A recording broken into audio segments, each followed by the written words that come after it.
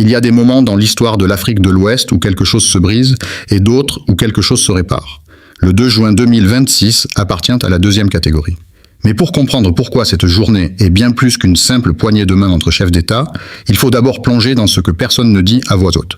Les années de tension, de méfiance, d'accusations mutuelles et de corridors diplomatiques qui ressemblaient davantage à des champs de mines qu'à des voies de dialogue. Ce qui s'est passé ce jour-là à Ouagadougou est une rupture. Une rupture avec un passé récent particulièrement chargé. Et les répercussions de cette visite pourraient bien redessiner l'architecture de toute une sous-région. Commençons par le plus frappant. Quand le président béninois Romuald Wadagni a posé le pied sur le tarmac de l'aéroport international de Ouagadougou, ce n'était pas simplement un chef d'État en déplacement. C'était le symbole vivant d'une tentative de réconciliation entre deux nations qui, depuis plusieurs années, se regardaient en chiens de faïence. Le capitaine Ibrahim Traoré était là pour l'accueillir, entouré de membres du gouvernement de transition, de présidents d'institutions et de représentants des corps constitués. Le protocole était impeccable. Mais sous la surface lisse des sourires officiels, il y avait une charge historique que les caméras ne pouvaient pas vraiment capturer. Pour saisir l'ampleur de ce moment, il faut rembobiner. Depuis que le capitaine Ibrahim Traoré a pris les rênes du Burkina Faso, en octobre 2022, les relations entre Ouagadougou et Cotonou ont traversé des zones de turbulence particulièrement sévères.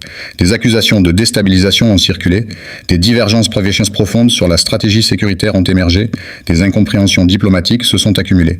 Le Burkina Faso, engagé dans une guerre existentielle contre les groupes armés terroristes qui ont déjà englouti des pans entiers de son territoire, avait adopté une posture de défiance à l'égard de certains de ses voisins, dont le Bénin. L'atmosphère était électrique, et pas dans le bon sens du terme. Alors pourquoi maintenant ? Pourquoi Wadagni a-t-il décidé de franchir ce pas diplomatique à ce moment précis ? Et pourquoi le capitaine Traoré a-t-il accepté ? Ce sont ces questions-là qui rendent cette visite fascinante. Parce que rien, dans la diplomatie africaine contemporaine, n'arrive par hasard. Chaque mouvement est calculé, pesé, soumise à des impératifs qui dépassent largement le cadre des communiqués officiels. Si ces deux hommes se sont retrouvés face à face à Koulouba, c'est parce que quelque chose a changé, ou parce que quelque chose menace de changer. Et dans les deux cas, ça mérite qu'on y consacre toute notre attention. Le communiqué final de la visite, aussi diplomatiquement policé qu'il soit, laisse filtrer des informations essentielles. On y parle de renforcement du dialogue politique, de partenariats renouvelés fondés sur la confiance et le respect mutuel, de coopération face aux menaces sécuritaires communes, des formules qui, dans le langage des chancelleries, signifient exactement ce qu'elles disent. On repart de zéro. On efface les ardoises. On décide collectivement que la brouille doit cesser parce que les défis qui se profilent à l'horizon sont trop immenses pour se permettre le luxe des querelles. Mais avant d'aller plus loin dans l'analyse de ce que cette visite signifie vraiment, il faut poser une question fondamentale. Qui est vraiment Romuald Wadagni et qu'est-ce qui l'a amené à cette démarche ? Parce que comprendre l'homme, c'est comprendre le geste. Et comprendre le geste, c'est comprendre pourquoi ce 2 juin 2026 pourrait bien être une date que les historiens de l'Afrique de l'Ouest se rappelleront longtemps. Romuald Wadagni n'est pas un président ordinaire. Ancien ministre des Finances sous Patrice Talon, il a la réputation d'un technocrate brillant, d'un homme de chiffres et de stratégie à long terme. Sa brillante élection à la tête de la nation béninoise, c'est ainsi que le communiqué conjoint la qualifie, n'était pas un accident. Elle était la résultante d'un positionnement politique soigneusement construit, d'une image d'homme compétent, capable de gérer les équilibres complexes d'un pays qui cherche à se moderniser tout en naviguant dans un environnement régional de plus en plus instable. Et l'une des premières grandes décisions de politique étrangère de son mandat vient d'être cette visite à Ouagadougou. Ce n'est pas anodin. Le choix de commencer par le Burkina Faso envoie un message clair à toute la sous-région. Wadagni dit, en substance, le Bénin est prêt à être un acteur de stabilisation, pas un facteur de tension. Il dit que Cotonou comprend que dans un monde où les menaces sécuritaires ignorent les frontières, se permettre d'avoir un voisin hostile ou méfiant est un luxe qu'aucun État de l'Afrique de l'Ouest ne peut s'offrir. C'est un message à la fois stratégique et symbolique, et il a été reçu. Du côté de Traoré, l'accueil réservé à son homologue béninois était bien plus qu'un geste de politesse. C'était une ouverture. Et dans le contexte burkinabé actuel, une ouverture, ça ne va pas de soi. Le capitaine Ibrahim Traoré dirige un pays en guerre. Un pays où la menace terroriste a contraint des centaines de milliers de personnes à fuir leur village. Un pays où la junte militaire au pouvoir a multiplié les ruptures avec les partenaires traditionnels, France, CEDEAO, organisations régionales, pour mieux affirmer sa souveraineté et son panafricanisme. Dans ce contexte, tendre la main au Bénin représente un signal fort. Cela veut dire que le Burkina Faso, malgré son repli sur lui-même, reste ouvert à un certain type de partenariat. Un partenariat basé sur le respect mutuel, la non-ingérence et une solidarité concrète face aux menaces communes. La réunion de travail au palais présidentiel de Koulouba a duré plusieurs heures. Les deux délégations se sont penchées sur des dossiers précis, concrets, opérationnels. On ne se contente pas de se sourire. On parle de terrorisme, de criminalité transfrontalière, de corridors de transport, de flux commerciaux, de réfugiés, d'investissements croisés. Et c'est là que la visite de Ouadagni prend une dimension supplémentaire. Elle n'est pas seulement symbolique. Elle est aussi profondément utilitaire. Prenons un exemple concret. Le port autonome de Cotonou. C'est la grande porte d'entrée des marchandises pour le Burkina Faso. Un pays enclavé, sans accès direct à la mer, qui dépend des couloirs de transport côtier pour s'approvisionner. Si les relations entre Ouagadougou et Cotonou se dégradent, ce sont des camions bloqués à la frontière, des délais qui s'allongent, des coûts qui explosent, et au bout du compte, une population burkinabé qui paye le prix fort. Les deux présidents ont donc réaffirmé leur engagement commun à fluidifier ce corridor, à renforcer la coopération en matière de facilitation du transit, de transport et de logistique. Ce n'est pas une déclaration de principe, c'est une nécessité économique absolue. Mais derrière ces enjeux économiques se cache quelque chose de bien plus profond, quelque chose qui touche à l'identité même des peuples burkinabès et béninois. Le communiqué conjoint mentionne les liens historiques, les attaches familiales, les communautés de ressortissants de chaque côté de la frontière. Et ce n'est pas du remplissage diplomatique. C'est la réalité d'une Afrique de l'Ouest où les frontières ont été tracées par des colonisateurs qui ignoraient tout des réalités humaines, des familles qui se retrouvent de part et d'autre, de lignes arbitraires, des cultures qui se chevauchent, des langues qui se mélangent, des histoires qui s'entrelacent depuis des siècles. Les Béninois établis au Burkina Faso, les Burkinabès vivant au Bénin. Ces communautés sont des ponts vivants entre les deux pays. Quand la diplomatie vacille, ce sont elles qui portent le coût humain des tensions. Quand la diplomatie se réconcilie, ce sont elles qui en bénéficient en premier. Et le fait que les deux présidents aient explicitement évoqué ces communautés, aient encouragé leurs membres à continuer d'entretenir des relations de fraternité et de coexistence pacifique, est bien plus qu'une formule de courtoisie. C'est une reconnaissance que la coopération entre États se nourrit d'abord de la coopération entre peuples. Il faut ici s'arrêter sur un aspect qui mérite une attention particulière, la géopolitique régionale dans laquelle s'inscrit cette visite. L'Afrique de l'Ouest traverse actuellement l'une de ses périodes les plus complexes depuis les indépendances. D'un côté, vous avez le Burkina Faso, le Mali et le Niger qui ont créé l'Alliance des États du Sahel, tourné le dos à la CEDEAO, expulsé les troupes françaises et cherché de nouveaux partenariats, notamment avec la Russie. De l'autre côté, vous avez des pays comme le Bénin, le Sénégal, la Côte d'Ivoire qui continuent à évoluer dans le cadre institutionnel de la CEDEAO, tout en cherchant à maintenir des relations équilibrées avec toutes les parties. Cette fracture géopolitique est profonde. Elle repose sur des visions radicalement différentes de la souveraineté, du développement, des partenariats extérieurs. Et elle crée des tensions qui pourraient, dans le pire des scénarios, déboucher sur des confrontations ouvertes. C'est précisément dans ce contexte que la visite de Ouadagni à Ouagadougou prend tout son sens. Elle dit que malgré les fractures, malgré les divergences, il existe encore des espaces de dialogue, des passerelles possibles, des terrains communs. Le ministre des Affaires étrangères du Burkina Faso, Jeanne Karamoko Traoré, a d'ailleurs mis en avant le terme de décrispation pour qualifier le nouveau ton des relations entre les deux pays. Décrispation. Ce mot mérite qu'on s'y attarde. Il reconnaît implicitement qu'il y avait une crispation, qu'il y avait des tensions, qu'il y avait des griefs. Et il dit que maintenant, on est prêt à dépasser tout ça. C'est une honnêteté diplomatique assez rare et elle est significative. Les deux chefs d'État ont également décidé de mettre en marche la 5e session de la Grande Commission mixte de coopération Burkina Faso-Bénin. Cette commission, qui existe depuis des années, mais dont les travaux avaient été largement paralysés par les tensions diplomatiques, est censée coordonner la coopération dans des domaines concrets, commerce, industrie, artisanat, formation technique et professionnelle, infrastructure. Le fait qu'elle soit relancée est un signal fort. Cela veut dire que la réconciliation ne s'arrête pas au discours. Elle se traduit en mécanismes institutionnels, en processus, en résultats tangibles. Et puis il y a l'invitation. Au terme de sa visite, Ouadagni a invité Ibrahim Traoré à effectuer une visite officielle en République du Bénin. Et Traoré a accepté. Avec plaisir, précise le communiqué.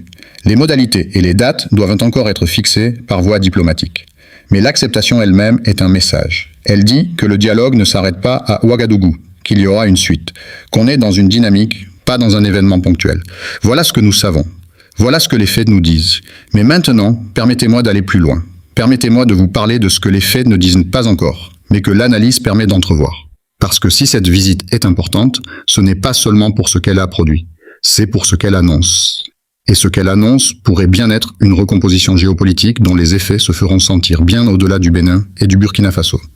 Imaginez un instant que la réconciliation entre ces deux pays soit le premier signe d'un mouvement plus large. Un mouvement où les pays de la CEDEAO et les pays de l'Alliance des États du Sahel commencent à reconstruire des ponts, où la fracture entre les deux blocs commence à se refermer, lentement, laborieusement, mais réellement, où les peuples d'Afrique de l'Ouest décident que leur destin commun dépasse les querelles de leurs dirigeants. Ce scénario n'est pas une utopie, il est une nécessité. Et la visite de Ouadagni pourrait en être le premier chapitre. Mais il serait naïf de penser que le chemin sera simple, il reste des questions fondamentales sans réponse. Sur la sécurité d'abord. Le Bénin est lui-même confronté à des incursions terroristes dans sa région nord, à la frontière avec le Burkina Faso. Comment les deux pays vont-ils coordonner leurs réponses sans que cela ne crée de friction sur la question de la souveraineté, qui est un point particulièrement sensible pour Ouagadougou, sur les partenariats extérieurs, ensuite. Le Burkina Faso a choisi de se rapprocher de la Russie et de s'éloigner de l'Occident. Le Bénin maintient des relations diversifiées. Comment concilier ces deux trajectoires diplomatiques si différentes? Et sur la CEDEAO, enfin. Le Burkina Faso a quitté l'organisation. Le Bénin en est membre. Cette appartenance à des architectures institutionnelles différentes peut-elle vraiment ne pas peser sur la qualité de la coopération bilatérale? Ces questions, les deux chefs d'État ne les ont pas évoquées publiquement, mais ils les ont certainement abordées à son privé. Et les réponses à ces questions détermineront si la réconciliation du 2 juin 2026 est durable ou éphémère. Ce qui est certain, c'est que la pression populaire pour davantage d'unité africaine n'a jamais été aussi forte. Sur les réseaux sociaux, dans les rues, dans les universités, les jeunes Africains parlent de panafricanisme avec une ferveur qui rappelle les grandes heures des années 1960. Ils regardent leurs dirigeants se quereller et ils s'impatientent. Ils savent intuitivement ce que les données économiques confirment, qu'un espace régional intégré, stable et coopératif est la condition sine qua non du développement. Et ils attendent des signes que leurs dirigeants partagent cette vision. La visite de Ouadagni au Burkina Faso est un de ces signes. Imparfait, peut-être. Encore timide, certainement. Mais réel. Et dans un contexte où les bonnes nouvelles géopolitiques se font rares en Afrique de l'Ouest, c'est déjà quelque chose d'extraordinaire. Il faut aussi parler de la dimension économique de manière plus approfondie. Le Bénin et le Burkina Faso ont des économies complémentaires d'une manière qui devrait, en théorie, rendre leur coopération évidente et naturelle. Le Bénin est un pays côtier avec un port majeur, une économie commerciale dynamique, une position géographique stratégique. Le Burkina Faso est un pays enclavé avec un secteur agricole considérable, des ressources minières importantes et une population d'environ 23 millions de personnes qui constitue un marché non négligeable. Ensemble, ils ont tout pour créer une synergie économique puissante. Séparés par la méfiance et les tensions politiques, ils gaspillent un potentiel colossal. Les échanges commerciaux entre les deux pays sont largement en dessous de leur potentiel réel. Les investissements croisés sont quasi inexistants. Les corridors de transport fonctionnent, mais en deçà de leur capacité optimale parce que l'environnement politique ne favorise pas la confiance nécessaire aux investissements privés. Si la réconciliation tient, si les mécanismes institutionnels relancés par cette visite produisent des résultats concrets, les opérateurs économiques des deux pays auront enfin la visibilité dont ils ont besoin pour investir. Et ce sont des milliers d'emplois, des centaines de millions de dollars d'échanges commerciaux qui pourraient se mettre en mouvement. Le port de Cotonou mérite ici un développement particulier. C'est la grande artère économique qui relie le Burkina Faso au reste du monde. Chaque année, des millions de tonnes de marchandises transitent par ce port à destination du Burkina Faso. Produits alimentaires, équipements industriels, matériaux de construction, hydrocarbures. La fluidité de ce corridor est une question de survie économique pour Ouagadougou et pendant les périodes de tension diplomatique, cette fluidité est compromise. Des contrôles renforcés, des délais administratifs qui s'allongent, des coûts qui gonflent, c'est le Burkina Faso qui en paye le prix. Inversement, si ce corridor fonctionne bien, c'est le Bénin qui en bénéficie en termes de trafic portuaire, de revenus douaniers, de dynamisme économique dans sa région nord. L'intérêt des deux parties est donc parfaitement aligné sur ce point. Et c'est souvent sur ces intérêts communs évidents que les réconciliations les plus durables se construisent, non pas sur des idéaux abstraits, mais sur des réalités économiques concrètes qui rappellent au gouvernement que la coopération est plus profitable que la confrontation. Tournons-nous maintenant vers l'aspect sécuritaire qui est peut-être le plus délicat.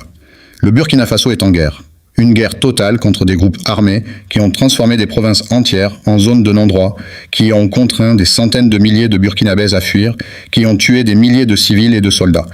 Dans ce contexte, chaque voisin est regardé avec méfiance. La paranoïa n'est pas irrationnelle quand vous vous battez pour votre survie. Le Bénin, de son côté, est de plus en plus affecté par la contagion de cette violence. Le nord du pays, longtemps préservé, commence à être touché par des incursions. Des villages ont été attaqués. Des soldats ont été tués. Le gouvernement béninois a renforcé sa présence militaire dans la région et il a compris que la meilleure manière de protéger son propre territoire, c'est de coopérer avec le Burkina Faso, pas de le regarder se noyer depuis l'autre rive. Cette convergence d'intérêts sécuritaires est probablement l'un des facteurs les plus déterminants dans le rapprochement actuel. Les deux pays partagent une frontière commune d'environ 300 km. Cette frontière est sporeuse, difficile à surveiller, et elle constitue une zone de transit pour les groupes armés qui se déplacent librement entre le nord du Burkina Faso et le nord du Bénin. Si les deux pays ne coordonnent pas leurs réponses, chacun de leur côté, ils ne pourront jamais vraiment contenir la menace. Les deux chefs d'État ont souligné dans leur communiqué commun la nécessité de renforcer la coopération, la solidarité et la concertation entre États voisins face aux menaces communes, notamment le terrorisme et la criminalité transfrontalière organisée. Ce sont des mots, mais des mots qui, s'ils se traduisent en partage de renseignements, en opérations conjointes, en coordination des stratégies militaires, peuvent avoir des effets réels sur la sécurité des populations des deux côtés de la frontière. Il y a cependant une tension fondamentale dans cette coopération sécuritaire qui ne peut être passée sous silence. Le Burkina Faso a fait le choix de s'appuyer sur des paramilitaires russes, notamment le groupe Africa Corps, pour renforcer ses capacités militaires. Le Bénin, lui, maintient des partenariats occidentaux plus traditionnels, notamment avec la France et les États-Unis. Ces choix différents de partenariats sécuritaires peuvent-ils coexister avec une coopération bilatérale efficace ? C'est une question ouverte. Et la réponse dépendra en grande partie de la volonté des deux gouvernements de traiter leurs relations bilatérales comme un espace autonome, distinct des grands alignements géopolitiques de chacun.